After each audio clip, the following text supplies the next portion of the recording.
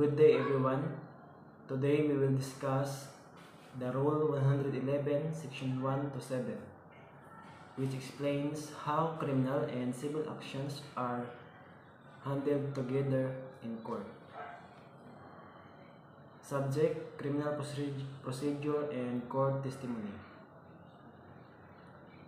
Rule 111: Prosecution of civil action. Section 1: Institution of criminal and civil actions. Section 1, letter A.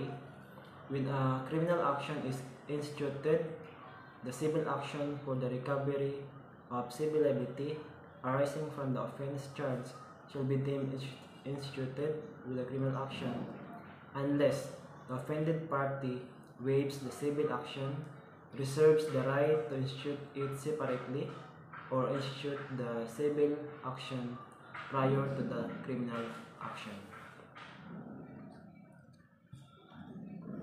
Okay, kung atong i-recall ang giingon sa Article 100 sa Revised Penal Code, kung mo commit ta o magbuhat tag crime, dili lang ta criminally liable but also civilly liable. So naatay duha ka responsibility if mo commit tag crime: ang criminal responsibilities o civil responsibilities. So ang giingon sa Section 1, kung mo file ka og criminal case, ang civil case para sa bayad sa damages nga nagikan sa mao gihapon nga krimen is automatic appeal sa criminal case. So ang korte mo ay mag-decide o mag-rule sa duha nga ang krimen mo ang criminal liability o ang bayad o damages mo ang civil liability. Pareho sila nga appeal sa isa ka kaso, except lang kung ang biktima mopili og lain. Panangitan ang biktima is na siya itulo ka options aron dili ma-appeal automatic ang civil action. Kung mo file siya og criminal case, automatic nga ma-appeal ang civil case. Pero naay exception, except lang kung ang biktima is the offended party waives the civil action. Ang biktima is nag-waive the civil action. Panangitan ang biktima moingon siya nga dili na ko mangayo og bayad, so nag-waive siya. Pagkaduha, reserve the right to file separately. Panangitan ang biktima mosulti sa korte, ako ning i-file og separate nga civil case later. So muna pangkaduha. Pangkatulo, file the civil case first before the criminal case. So kung ang criminal case ang una niya nga gi-file, it will remain separate. Again, kung ang civil case una niya gi-file, it will remain separate, except lang kung i-suspend sa rules. So ang example, si Ana nakasustain siya og physical injuries tungod sa pag-atake ni Mark. After sa insidente, na siya tulo ka choices regarding sa civil damages. Una, kung dili siya mo waive, dili siya mo reserve, kung dili mo file og lain nga civil case, automatic nga appeal ang iyang claim sa hospital nga expenses o damages sa criminal case. Pangkaduha, kung mo reserve siya sa iyang rights, pananglitan, moingon siya sa court, nag-reserve ko sa ako ang right o katungod nga mo file og separate civil case. Tungod kay nag-reserve man siya sa iyang right nga mo file og separate civil case, dili na ma-appeal ang civil claim sa criminal case. So pwede ra niya i-file separate. Ang katulo, kung una siya mo file og civil case bago ang criminal case, it will remain separate nga civil case bisan mag-file siya og criminal case later. Ang kaupat, og kung waive siya, pananglitan moingon ang victim, dili ko mangayo og damages. So ang buhaton sa korte is criminal liability ra ang ipadayon. Tungod kay wala naman siya nangayo og damages. So giwala na ang civil liability. So ang ipadayon criminal liability. The reservation of the right to institute separately the civil action shall be made before the prosecution starts presenting its evidence and under circumstances affording the offended party a reasonable opportunity to make such reservation. When the offended party seeks to enforce civil liability against the accused by way of moral, nominal, temperate, or exemplary damages without specifying the amount thereof in the complaint or information, the filing fees therefore shall constitute a first lien on the judgment awarding such damages. Okay, so the reservation of the right to institute separate civil action. Okay. Pasabot nga kinahanglan nga mag-reserve sa wala pa mag-start ang evidence sa prosecution. Okay, kung gusto sa victim na i-separate ang civil case gikan sa criminal case, ang buhaton sa victim early pa lang need na niya nga ipahibalo sa korte. Sa wala pa nag-start ang prosecution, o pag-present sa evidence sa criminal trial. Okay? It's because para makabalo ang korte ug ang accused gikan sa sinugdanan kung ang civil damages i-appeal ba sa maong kaso o buhaton nga lain nga civil case. So ang balaod also nag-require nga hatagan og reasonable chance na opportunity ang biktima aron maka-desisyon o maka-reserve.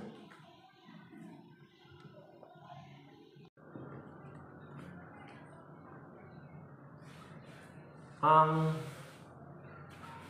filing fees para sa unspecified damages mahimong first lien. Kung gusto sa victim nga makapangayo og moral, nominal, temperate o exemplary damages pero wala niya gi-specify ang exact na kantidad sa complaint o information. So ang filing fees bayaran dayon siya later o kuhaon una gikan sa kantidad or sa amount nga madawat sa biktima sa judgment. So mo ni ang pasabot sa first lien. Una, kuhaon ang filing fees sa award sa court. Sa wala pa madawat sa biktima ang nabilin na kwarta. Example, reservation of first lien sa damages. Si Maria naka-experience og physical injuries tungod kay Pedro o nag-file siya og criminal case against kang Pedro. Gusto niya nga mo file og separate civil case para sa damages. So niingon si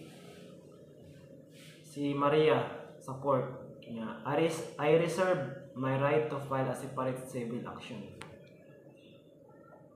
So mo na giingon ni Maria sa court nga gusto niya i-reserve ang iyang katungod nga mo file o separate civil action.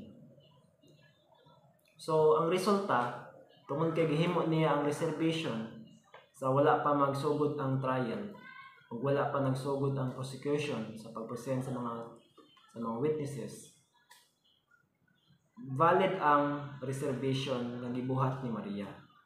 So pwede siya mo file og separate civil case later aron mangayo og damages. Then after ang korte nag-award og 100,000 nga damages kang Maria. So wala pa niya madawat ang kwarta, gikuhaan sa court ang 3,000 nga filing fees. Mao nga si Maria nakadawat og 97,000.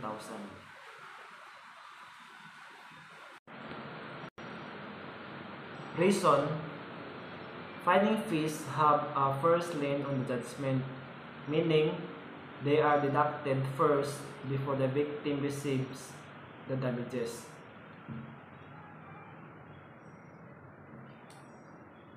Where the amount of damages other than actual is specified in the complaint or information, the corresponding filing fees shall be paid by the offended party upon the filing thereof in court. Except as otherwise provided in these rules, no filing fees shall be required for actual damages. So kung ang damages gawa sa actual, tapos na specific nga amount, kinahanglan bayaran tayo ng filing fees. If ang victim appeal or includes, if ang victim gi-appeal niya ang moral damage sa claim, ang nominal, temperate o exemplary damages sa complaint o information, kung gisulti ang saktong amount, then kinahanglan bayaran tayo sa biktima ang filing fees sa dihang mo file siya sa kaso. Panangitan 200,000 moral damages.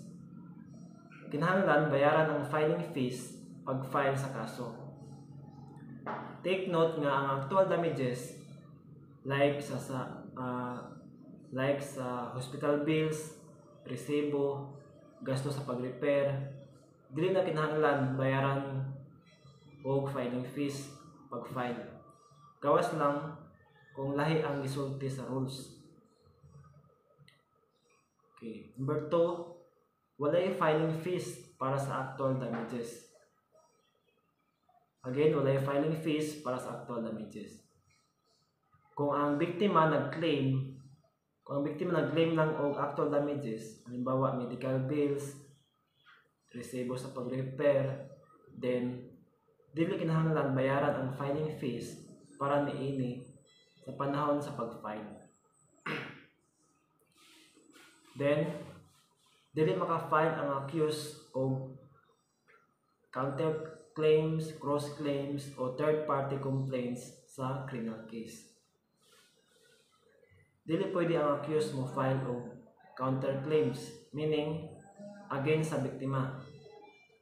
Dili siya pwede mo counterclaim, dili siya pwede mo file o kaso against sa biktima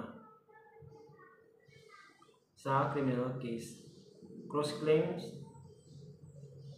against sa accused, then party complaints, third party complaints against sa laing tao.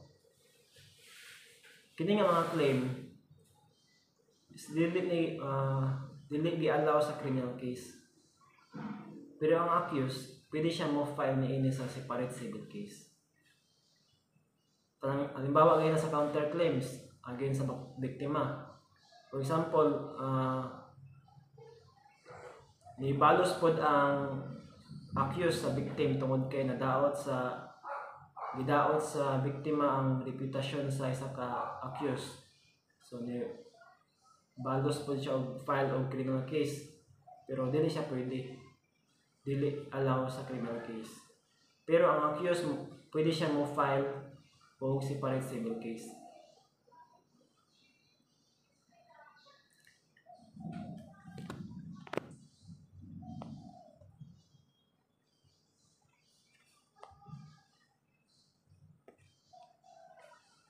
Example, si Juan nag-file og criminal case para sa estafa.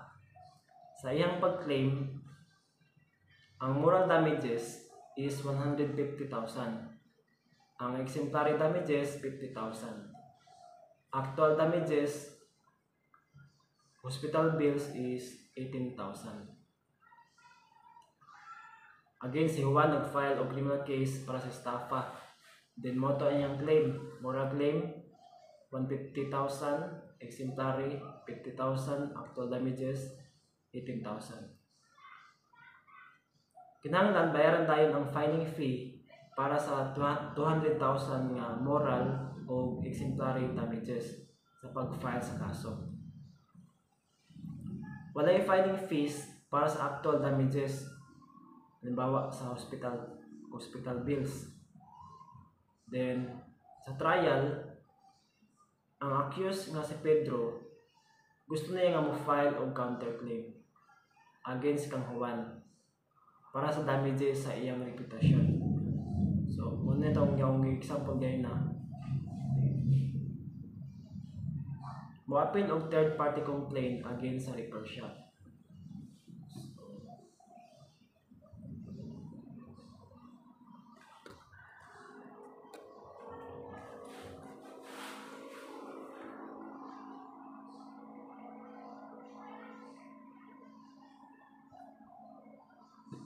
The criminal action for violation of Batas Pambansa bilang 22 shall be deemed to include the corresponding civil action. No reservation to file such civil action separately shall be allowed. Okay. Kung mag-file o BP22 case, apel na dayon ang civil action. Pasabot ani, kung ang biktima mo file o criminal case tungod sa bouncing check, apel na ang civil case para makasingil. Isa ra ka kaso ang daganon sa korte. So, ipagsabay ang criminal o civil. Dili pwede mag-reserve o separate civil case. Sa uban nga kaso, pwede ang biktima mo ingon nga i-separate nako ang civil case. Pero sa BP22, dili siya pwede. Ang law ang balaod nagmando nga isa ra ka combined case ang padaganan. Kinahanglan mo bayad og filing fees base sa amount sa check. Ang amount nga gibutang sa check is gi-assume siya o gituring siya nga actual damages. Mao nga ang filing fee ibase gyud sa amount sa check. Panangitan ng check is 100,000. Manang ang 100,000 is filing fee is ibase pod sa 100,000. Kung mangayo pa og lain nga damages, naay additional filing fees.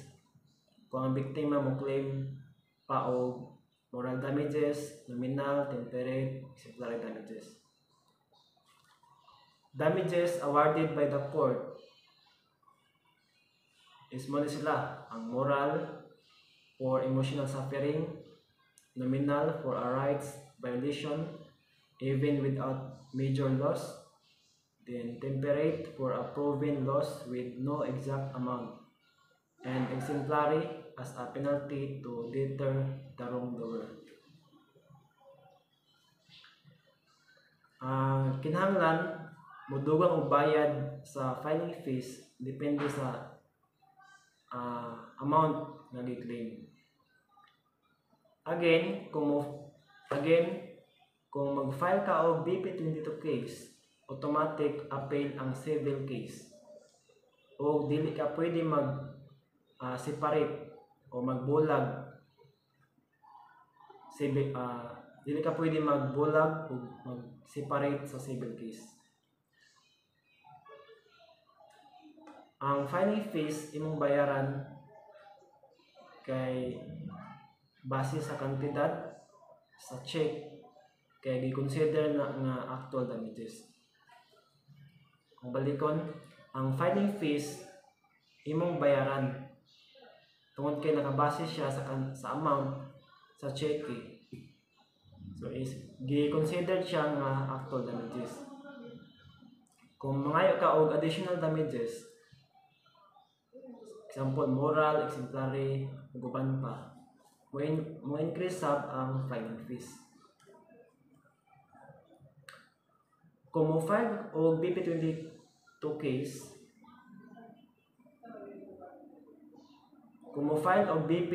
case, automatic appeal ang civil claim o dili pwede mag-separate civil case. Pananglitan kung ang check ni Ana nga 50,000 ni bounce. Ang civil claim sa 50,000 appeal na sa criminal case ni Berto. Sorry, mali na siya. If the amounts are not so alleged but any of these damages are subsequently awarded by the court, the filing fee based on the amount awarded shall constitute a first lien on the judgment.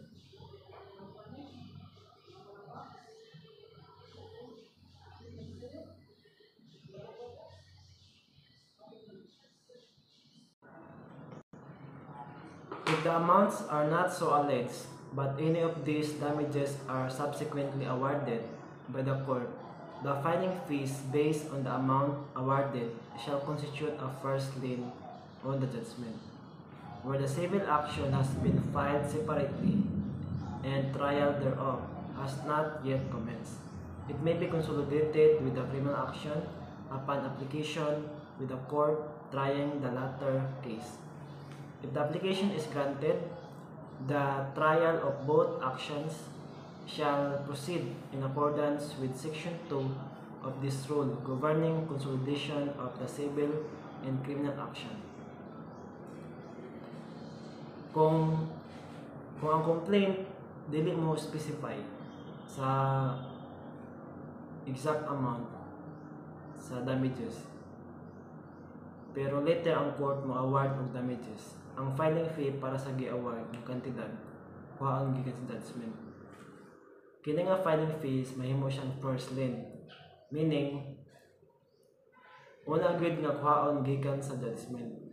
Kung naay lahi nga civil case o wala pa magsugod ang trial, pwede na i-merge, i-consolidate sa criminal basta mo request sa court na nag-handle sa criminal case. Kung tugutan sa korte ang consolidation, duha ka kaso i-appeal ug usahon ang pagdungog sumala sa rules sa consolidation.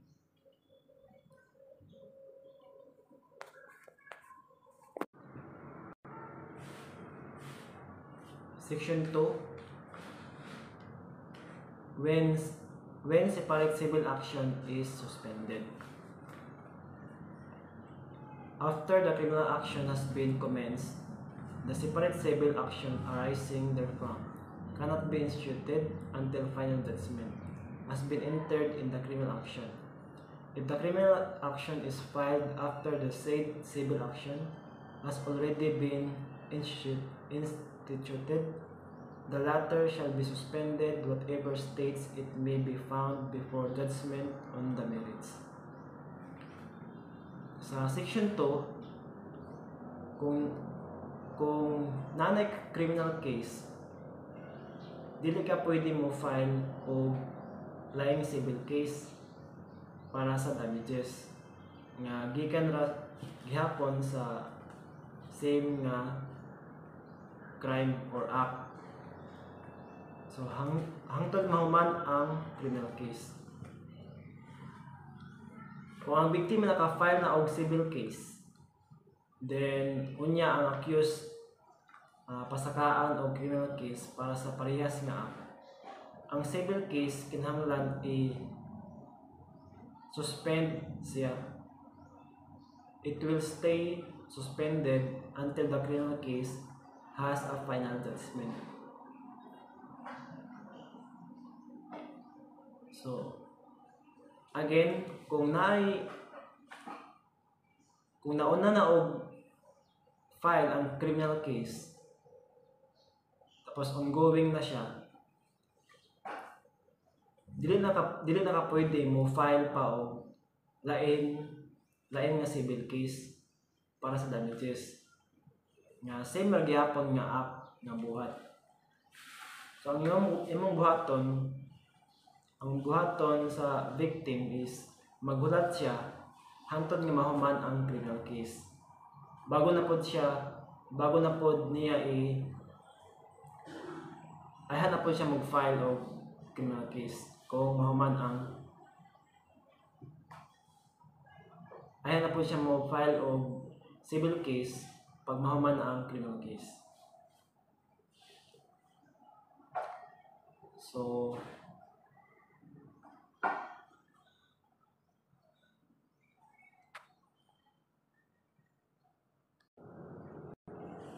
ang purpose is aron malikayan ang mga conflict between sa criminal o civil case. Ug aron dili magdoble ang mga desisyon sa parehas nga act. Example, si Maria nagpahulam siya og kwarta kay Juan 50,000. Then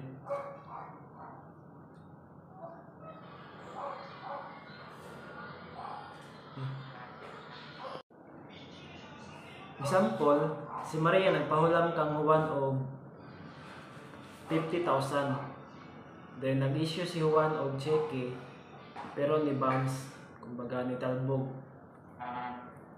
So si Maria nag-file siya og civil case. Una. Then nag-file siya og civil action aron makolek sa 50,000. Later, ang prosecutor nag-file og criminal case. Gipasakaan si Juan og criminal case sa BP 22 o bouncing check. So ang resulta, tungod kay ang criminal case gisugdan human sa civil case. Ang civil case kinahanglan i-suspend. Again, tungod kay ang criminal case gisugdan na human sa civil case, ang civil case kinahanglan i-suspend. Ang civil case magpadayon ra nga pagbalik kung ang korte mohatag na og final judgment sa criminal case. So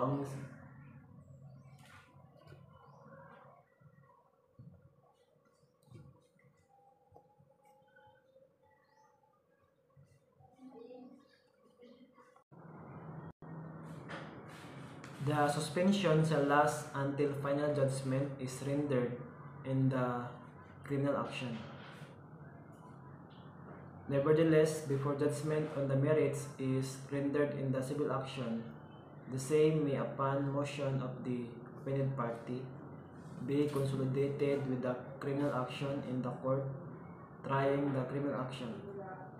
In case of consolidation, the evidence already adduced in the civil action shall be deemed automatically reproduced in the criminal action, without prejudice to the right of the prosecution to cross-examine the witness presented by the offended party in the criminal case and of the parties to present additional evidence.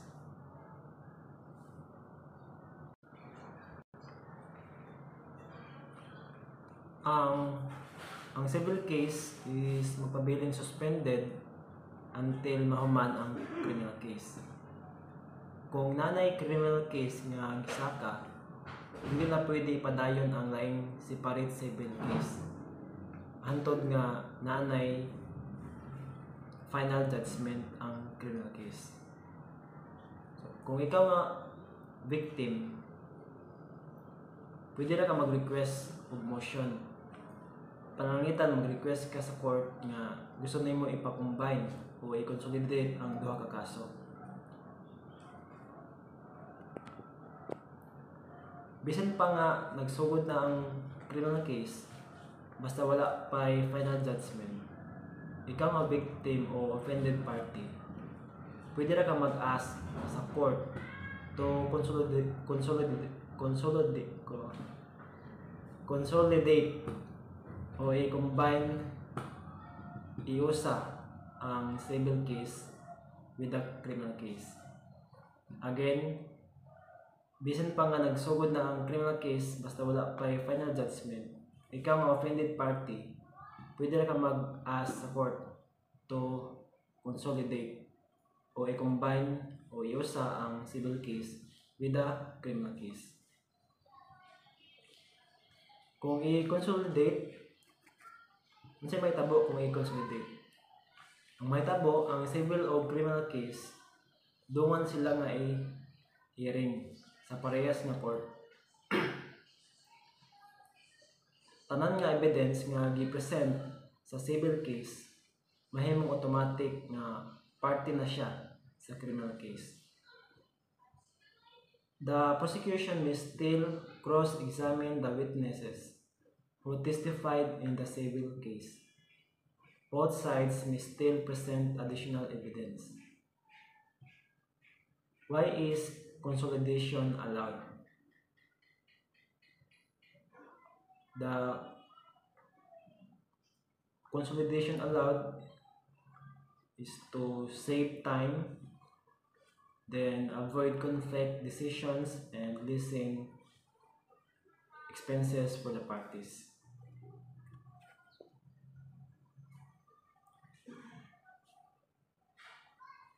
Example, Anna was injured when Ben hit her with a motorcycle. She filed a civil case to claim damages for medical expenses and lost income. Later, a criminal case for reckless imprudence resulting in physical injuries was filed against Ben. And what happened next? Anna's civil case is suspended because the criminal case has started.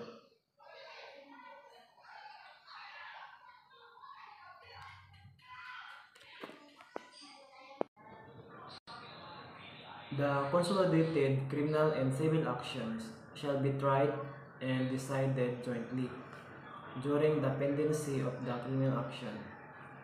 The running of the period of prescription of the civil action, which cannot be instituted separately or those proceeding has been suspended, shall be told. The extinction of the penal action does not carry with it extinction of the civil action. However, the civil action based on delict shall be deemed extinguished if there is a finding in a final judgment in the criminal action that the act or omission from which the civil liability may arise did not exist. The consolidation, criminal and civil actions. So, when criminal and civil cases are consolidated, the court hears and decides them together. Kung ang civil case i-appeal sa criminal case, ang duha, duhungan siyang paminawon o isa ra ka desisyon ang buhaton sa court. Samtang nagpadayon ang criminal case, ang time limit o prescription sa civil case ma-stop. Kung ang civil case dili pwede i-file separately or na-suspend tungod kay nagsugod ang criminal case. The law says the prescriptive period is tolled or paused. This means the time limit for the filing or continuing the civil case does not run while the criminal case is still pending. Ending the criminal case does not automatically end the civil case. Bisan mahuman ang criminal case, dili dayon tapos or mahuman ang civil case. Bisan pa og mamatay ang accused or ma-dismiss ang criminal case o ma-acquit ang accused, ang civil case is still continuous except for one situation. Only one situation ends the civil case. If the final judgment in the criminal case states that the act or omission from which civil liability may arise did not exist, then the civil action based on the crime delict is extinguished. Pasabot nga kung moingon ang court nga wala gihimo ang act, dili na makapangayo og damages base sa maong act. Example, si Leo is charged with theft for allegedly stealing Maria's laptop. Maria also wants damages for the lost laptop, so a civil action is also filed. If the criminal case, theft, and the civil cost damages are consolidated, both cases are heard together. While the criminal case is ongoing, a time limit or prescription for pursuing the civil claim is paused. However, if the final judgment finds that the theft did not actually occur, this means no civil liability arises. Since no wrongful act happened, the civil claim is extinguished, and Maria cannot claim damages. Section 3. When civil action may proceed independently. In the cases provided in Article 32, 33, 34, and 2176 of the Civil Code of the Philippines, the independent civil action may be brought by the offended party. It shall proceed independently of the criminal action and shall require only a preponderance of evidence. In no case, however, may the offended party recover damages twice for the same act or omission charged in the criminal action. Section 3, Rule 111, pasabot siya nga ang civil case pwede siya i-file o mo-continue nga separate siya sa criminal case. Again, ang civil case pwede i-file o mo-continue nga separate siya sa criminal case. This applies specifically in cases covered by Articles 32, 33, 34, and 2176 of the Civil Code. These articles involve violations of rights, defamation, fraud, physical injuries, refusal of public officers to perform duties, and act of negligence. Sa inani nga sitwasyon, dili na kinahanglan maghulat o mag-wait ang victim nga mahuman ang criminal case aron magsugod o magpadayon ang civil case. Gialaw sa balaod nga ang civil action magpadayon nga independent bisan pa nagpadayon ang criminal case o bisan wala pa i-file nga criminal case.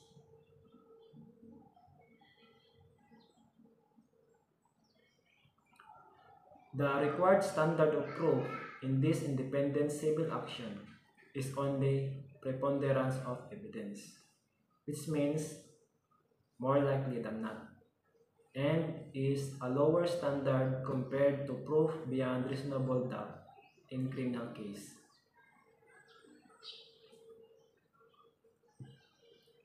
Gi-emphasize sa Section 3 na dili pwede makuha ang damages duha ka beses.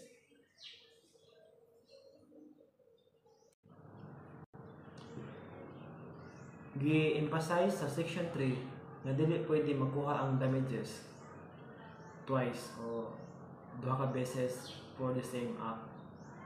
Kung nakakuha na og damages sa civil case, dili na pwede kuhaon pa otro sa criminal case o vice versa.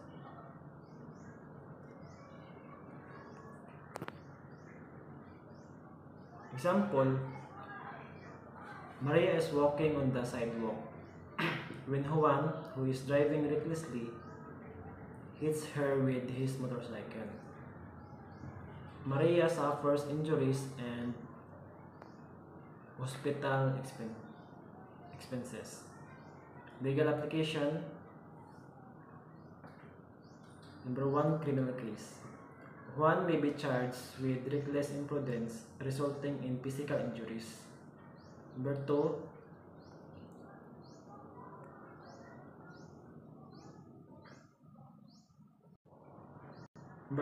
independent civil action, Article 2176, quasi-delay. Maria may file a separate civil case for damages based on Juan's negligence under Article 2176. The civil case can proceed independently of the criminal case. Standard of proof. In the civil case, Maria only needs to show preponderance of evidence that Juan's negligence more likely caused her injury. No double recovery. Number 4, no double recovery. If Maria already received compensation in the civil case, she cannot claim those same damages again in the criminal case. Article 32 holds any public officer, employees, or even a private individual civilly liable if they violate another person's constitutional rights, such as freedom of speech, right to privacy, right against unreasonable searches, and others. The victim can sue for damages even if the violator did not act with malice or is not criminally charged. Article 33 allows a victim to file a separate and independent civil action for damages in cases of defamation, fraud, and physical injuries.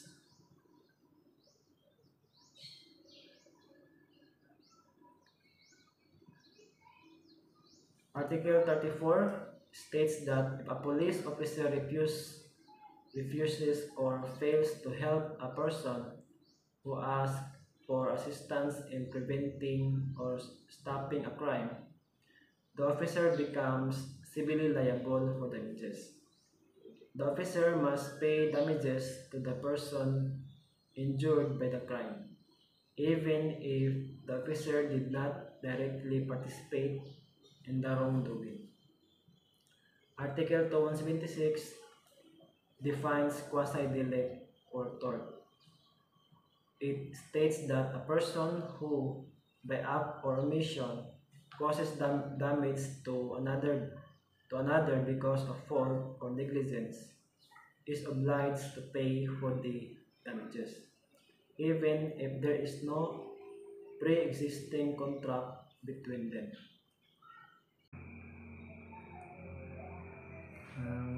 Good day sir, ako day yung second reporter sa Rule 111 Section 4 to 567. Then there is a Section 4 effect of death on civil actions.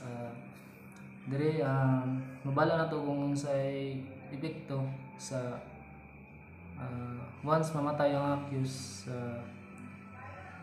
before arraignment o after arraignment o final judgment. Dire na mabalan kung mag-exist pa ba gihapon ang iyang criminal liability or ang civil liability. So dinhi sa section 4, the death of the accused after arraignment during the pendency na siya o the criminal action shall extinguish the civil liability arising from the delict. So meaning ani is na keyword diri nga criminal action shall extinguish. So meaning diri sa after arraignment ang iyang criminal liability is mawala. usbon ako ang iyang criminal liability is mawala nga tong gitawag nga extinguish, meaning X kay sa criminal liability niya wala na may something matagag punishment kay totally patay na gid ang accused. So ang nagpabilin na lang ang iyang civil. So magdepende kay nay duha something murag kind sa civil liability na gitawag na ex delicto o other source of obligation. Muna ang civil liability ex delicto o kanipod ang other source of obligation. So explain ako nando. Ang civil liability ex delicto is mo ning mga civil liability nga mawala. So luoy gid kayo pag ang sa kaning instances pag diri nagikan ang civil, pag once mamatay ang accused, both ang criminal liability o civil is mawala. Luoy gid kayo ang victim or ang offended party kay di gid niya ma-sue. Kaya civil liability ex delicto is mo ni siya malimag gitawag nga result of a crime, meaning bunga sa krimen.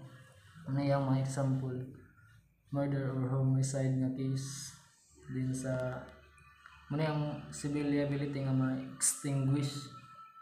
So ang civil liability nga dili ma-extinguish is kaning civil liability other source of obligation nasa ilima, kaning law, contracts, quasi contract o delict and crime, din quasi delicti torts. Muna usbon ako muna yung mga civil liability nga dili mawala. So muna ang nasa sa section 4 kaning muna yung mahitabo nga dili mawala ang civil liability, only ang criminal liability lang. So ang biktima ani is mag-file sa separate case, gitawag nato nga independent civil action against sa state.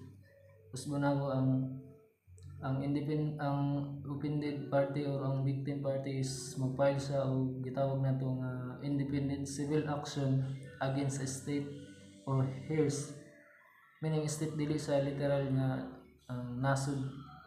Ang state meaning is kanang property sa isa ka accused nga namatay kay sama sa gingon patay naman siya, so di gid mo siya maso personally kay wala kay patay na lagi, dili mo siya magukod. So meaning diri ka mag-file sa iyang state or property para pangbayad sa civil damage ni accused. So ug mingon po tag heirs mo na kibali ang mana nagikan sa namatay nga offended party. Pag once nga walay state, kung mingon mo nga walay state ang accused, so sad loyid kayo ang offended party kay wala siya maso pag walay state ang accused. Ay sabtan ra. Then explain po na ako ng independent civil action na ano siya dali na independent civil action is general rule, lahi ang civil o separate ni civil o ang criminal case kay lahi o purpose, lahi o sistema. Muna yung independent civil action case that is separate and independent from criminal case. It can continue even after the death of the accused or even if the criminal case is dismissed. Sama sa akong dinunggay na muna yung even mamatay ang accused, so maka-file ka kung sa independent civil action against sa state. Din mo po na yung mga example sa independent civil action kani Article 32 violation of constitutional rights, then Article 33 defamation, fraud or physical injury cases, then Article 34 case against police officer who refuse to perform duty, then Article 2176 quasi delicti Negligence Act sa traffic accidents. Then natay example sa after arraignment.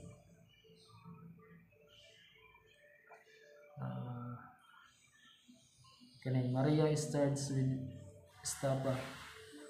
She arraigned and plea not guilty. While the case is being tried, she dies of illness. Meaning si Maria is na-charge sa nga Estapa. So karon gi-arraign siya, meaning basahan sa iyang charge. Din karon pag plea not guilty, meaning not guilty man, so i-pre-trial ni siya. Karon sa pag-trial namatay siya tungod sa sakit, so meaning ang iyang criminal ani so i-dismiss kay wala na sama sa gingan na dili na, wala na yung matagag punishment, so ang civil na lang ang magpabilin. So but the offended party may still pursue in independent civil action. Sama sa gingan nga ang offended makapile sa independent civil action against state or heirs sa accused. Din ang summary ni sa section 4 is mawala ang iyang sa after arraignment, mawala ang criminal, din magpabilin ang civil. Din sa before arraignment maori gyapon mawala ang iyang criminal liability, ang civil liability is magpabilin. Mag-file gyapon sa independent civil action against sa state or heirs sa accused. Din sa final judgment maori gyapon mawala ang criminal case kay ang criminal liability tungod kay patay na ang accused, din ang civil is magpabilin. Then proceed ta sa section 5. In judgment civil action not abar.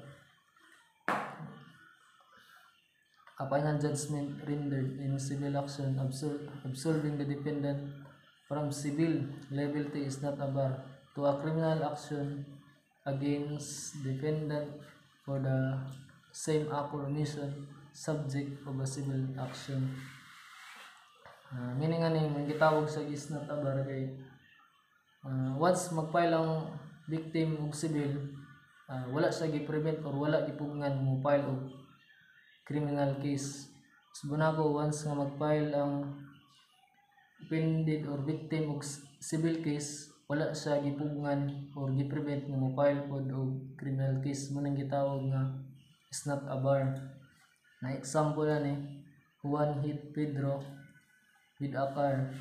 Pedro sue Juan in a civil court for damage. So karon na ligsan daw ni Juan si Pedro, karon nag-file sa civil para maso niya para sa civil damage.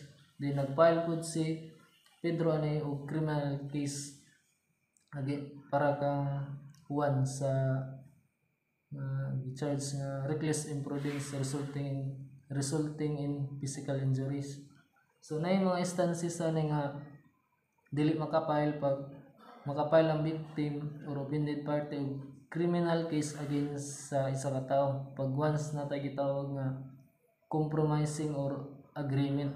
Example na lang, kung ako na banggaan ko ni Precioso, example na to, karon during sa incidents na nahitabo ni dool si Precioso sa kuha ni hangyo nga dili ko mo file og criminal case para di siya nga makulong. So karon ni agree man ko, so ni agree ko, din ana siya nga pag during atong paghangyo niya nga di mo file og criminal case para di siya makulong, din mubayad na lang siya sa tanan medical expenses nga akong kinahanglanon. So karon ni agree man ko sa among agreement or compromising. So karon dili na ko pwede mo file og criminal case. Pag once nga ang file ko something ma-dismiss ang case kay tungod kinay gitawag nga compromising. So bana ko diri sa section 5 ang summary is once mo file og civil ang victim dili sa pugnan or i-prevent nimo file og criminal case.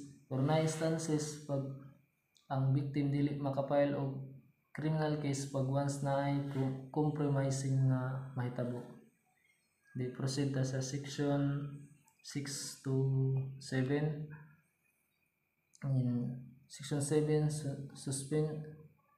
suspension by reason of prejudicial question. So kani ang pinaka-highlight gid ni kaning sa section 7. So something cover man yung 6 din sa 7.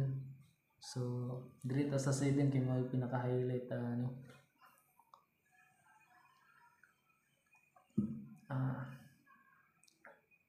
Diri sa section 7 so mabala nato kung kinsay una gi-file ang civil ba o lang or ang criminal case. Din mabalaan pud nato kung asay i-hold sa duha, ang una ba nga gi-file or ang ikaduha nga gi-file. So explain sad nako ni kani prejudicial question. I-explain ako na later. So diri sa ta sa elements na i ug b ani sa section 7. So una ta sa A. The elements of prejudicial question are A.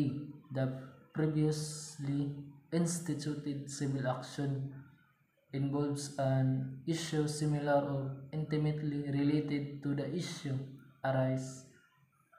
raised in the subsequent criminal action. So meaning klaro kay dra na i-highlight dra nga karon kung kinsay giuna ang civil ba or ang criminal case. Kaning sa A na daw the previously instituted civil action, meaning so una gi-file ang civil adisir ang criminal case. So meaning hold ani or something i-suspend or i-dismiss ang criminal case.